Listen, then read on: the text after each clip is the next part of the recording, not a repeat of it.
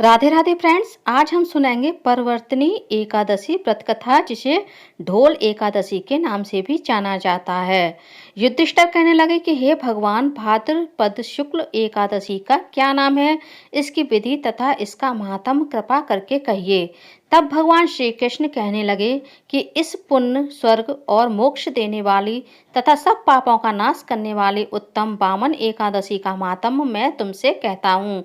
तुम ध्यानपूर्वक सुनो। यह पद्मा परवर्तनी एकादशी जयंती एकादशी भी कहलाती है। इसका यज्ञ करने से वाजपेय यज्ञ का फल मिलता है।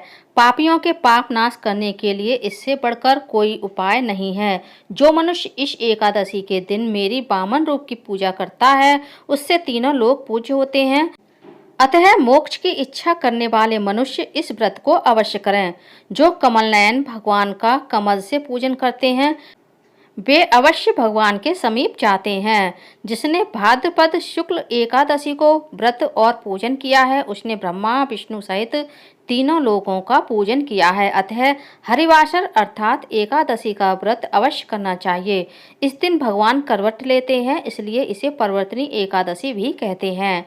भगवान के वचन सुनकर युधिष्ठिर बोले कि भगवान, मुझे अति संदेह हो रहा है कि आप किस प्रकार सोते हैं और करवट लेते हैं तथा किस तरह राजा बलि को बांधा और वामन रूप रखकर क्या क्या लीलाएं की। चतुर्मास के व्रत की क्या विधि है तथा आपके शयन करने पर मनुष्य का क्या कर्तव्य है, सो आप मुझसे विस्तार से बताइए।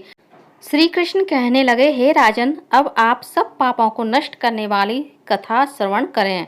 त्रेता युग में बलि नामक एक दैत्य था। वह मेरा परम भक्त था। विविध प्रकार के वेद सूक्तों से मेरा पूजन किया करता था और नित्य ही ब्राह्मणों का पूजन तथा यज्ञ के आयोजन करता था।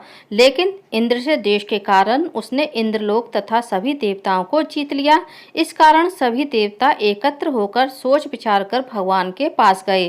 बृहस्पति सहित इंद्रादिक देवता प्रभु के निकट जाकर और नतमस्तक होकर वेद मंत्रों द्वारा भगवान का पूजन और स्तुति करने लगे। अतः मैंने वामन रूप धारण करके पांचवा अवतार लिया और फिर अत्यंत तेजस्वी रूप से राजा बलि को जीत लिया।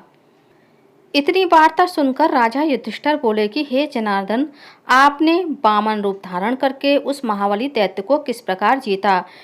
श्री कृष्ण कहने लगे, मैंने वामन रूपधारी ब्रह्मचारी बलि से 3 पग भूमि की याचना करते हुए कहा, ये मुझको 3 लोक के समान है और हे राजन, यह तुमको अवश्य ही देनी होगी। राजा बलि ने इसे तुच्छ याचना समझकर 3 पग भूमि का संकल्प मुझको दे दिया और मैंने अपने त्रिविक्रम रूप को बढ़ाकर यहाँ तक कि भूलोक में पद, भूलोक में जंगा, स्वर्गलोक में कमर, महलोक में पेट, जनलोक में हृदय, यमलोक में कंठ की स्थापना कर सत्यलोक में मुख, उसके ऊपर मस्तक स्थापित किया। सूर्य, चंद्रमा आदि सब ग्रह, गण, योग, नक्षत्र, इंद्रादिक देवता और शेष आदि सब नागगणों ने विविध प्रकार से वेद सूक्तों से प्रार्थना की। तब मैंने राजा बलि का हाथ पकड़कर कहा कि हे राजन, एक पद से पृथ्वी, दूसरे से स्वर्गलोक पूर्ण हो गए। अब तीसरा पग कहाँ रखूं? तब बलि ने अपना सिर झुका लिया और मैंने अपना पैर उसके मस्तक पर रख दिया, जिससे मेरा वह भक्त पाताल को चला गया। फिर उसकी विनती और नम्रता को देखकर मैंने कहा कि हे बलि, मैं सदैव तुम्हारे निकट ही रहूंगा। विरोचन पुत्र बलि से कहने पर भाद्रपद शुक्ल एकादशी के दिन बलि के आश्रम पर मेरी मूर्ति स्थापित हुई। इसी प्रकार दूसरी क्षीर सागर में शेषनाग के पृष्ठ पर हुई। हे राजन, इस एकादशी को भगवान शयन करते हुए करवट लेते हैं, इसलिए तीनों लोक के स्वामी भगवान विष्णु का उस दिन पूजन करना चाहिए। इस दिन तांबा, चांदी, चावल और दही का दान करना उचित है। रात्रि को जागरण अवश्य करना चाहिए।